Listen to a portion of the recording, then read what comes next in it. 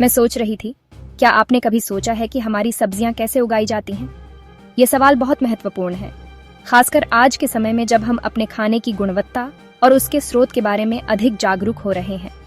आजकल हमारे पास दो मुख्य विकल्प हैं, जैविक खेती और रासायनिक खेती। दोनों के अपने अपने फायदे और नुकसान हैं, और यह जानना महत्वपूर्ण है कि कौन सा तरीका हमारे लिए और हमारे पर्यावरण के लिए बेहतर है।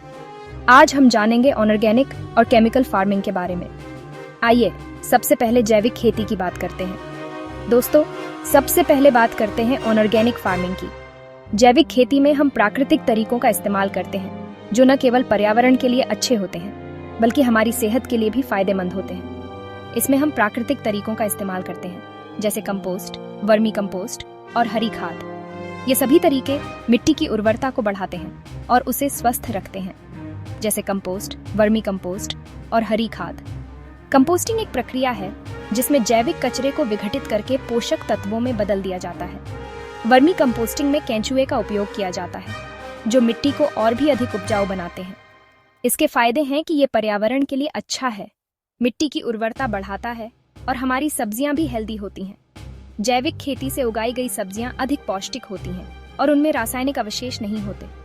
मिट्टी की उर्वरता बढ़ाता है और हमारी सब्जियां भी हेल्दी होती हैं।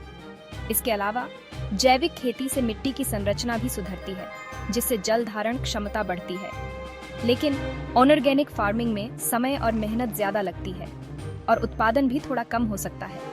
जैविक खेती में अधिक श्रम और समय की आवश्यकता होती है, क्योंकि इसमें रासायनिक खाद और कीटनाशकों का उपयोग नहीं किया जाता और उत्पादन भी थोड़ा कम हो सकता है। हालांकि ये ध्यान देने योग्य है कि जैविक खेती से प्राप्त फसलें अधिक गुणवत्ता वाली होती हैं।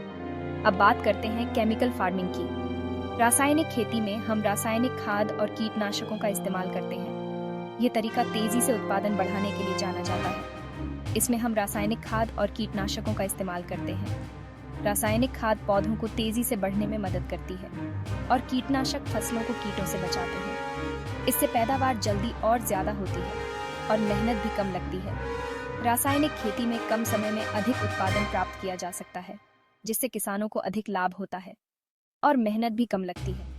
आधुनिक उपकरणों और तकनीकों का उपयोग करके रासायनिक खेती में श्रम की आवश्यकता भी कम हो जाती है, लेकिन इसके कुछ नुकसान भी हैं, जैसे मिट्टी की उर्वरता कम हो सकती है और लंबे समय में ये हमारे स्वास्थ्य के लिए भी हानिकारक हो सकता है। रासायनिक खाद और कीटनाशकों का अधिक उपयोग मिट्टी की गुणवत्ता को नुकसान पहुंचा सकता है, जैसे मिट्टी की उर्वरता कम हो सकती है और लंबे समय में ये हमारे स्वास्थ्य के लिए भी हानिकारक हो सकता है। इसके अलावा रासायनिक अवशेष हमारे खाने में रह सकते हैं, जो हमारी सेहत के लिए हानिकारक हो सकते हैं और लंबे समय में ये हमारे स्वास्थ्य के लिए भी हानिकारक हो सकता है। कीटनाशकों के उपयोग से उत्पन्न होने वाले रासायनिक अवशेष हमारे शरीर में जमा हो सकते हैं, जिससे विभिन्न स्वास्थ्य समस्याएं हो सकती हैं। तो फैसला आपका है।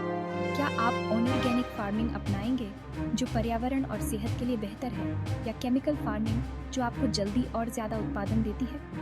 ये एक महत्वपूर्ण निर्णय है और इसे सोच समझकर लेना चाहिए। क्या आप ऑर्गेनिक फार्मिंग अपनाएंगे, जो पर्यावरण और सेहत के लिए बेहतर है, या केमिकल फार्मिंग, जो आपको जल्दी और ज्यादा उत्पादन देती है? जैविक खेती से न केवल हमारी सेहत बेहतर होती है, बल्कि यह हमारे पर्यावरण को भी संरक्षित करती है। या केमिकल फार्मिंग, जो आपको जल्दी और ज़्यादा उत्पादन देती है? रासायनिक खेती से हमें अधिक उत्पादन मिलता है, लेकिन इसके दीर्घकालिक प्रभावों को भी ध्यान में रखना चाहिए। कमेंट में हमें बताएं कि आप क्या सोचते हैं। आपकी राय हमारे लिए महत्वपूर्ण है। क्या आप जैविक खेती के पक्ष में हैं या रासायनिक खेती के? और हाँ, अगर वीडियो पसंद आया हो तो लाइक और सब्सक्राइब ज़रूर करें। इससे हमें और भी अच्छे वीडियो बनाने की प्रेरणा मिलती है। तो लाइक और सब्सक्राइब ज़रूर करें। धन्यवाद। हम आपके सुझावों और विचारों का स्वागत करते हैं। अगले वीडियो में फिर मिलते हैं।